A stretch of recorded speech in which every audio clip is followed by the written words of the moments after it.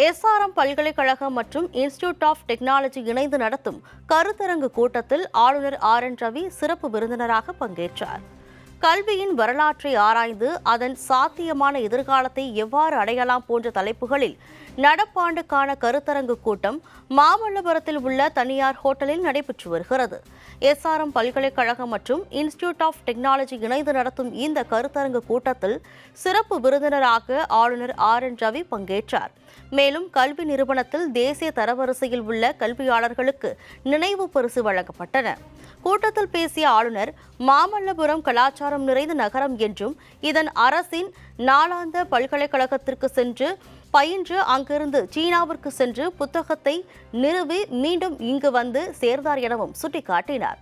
கலாச்சாரத்தில் சிறந்து விளங்கும் தமிழகத்தில் கிராமத்தில் உள்ள குழந்தைகள் கூட புதிய கண்டுபிடிப்புகளில் ஈடுபடுகின்றனர் என புகழாரம் சூட்டினார். குறிப்பாக இஸ்ரோ விண்ணில் செலுத்தும் செயற்கைக்கோள்களில் இவர்களின் பங்கு அதிகம் உள்ளதாக அவர் பெருமிதம் தெரிவித்தார். நாம் உயர்கல்வி நிறுவனங்களோடு ஒன்றுபட்டு கல்வி தரத்தை உயர்த்த வேண்டும் என ஆளுநர் RN ரவி தெரிவித்துள்ளார்.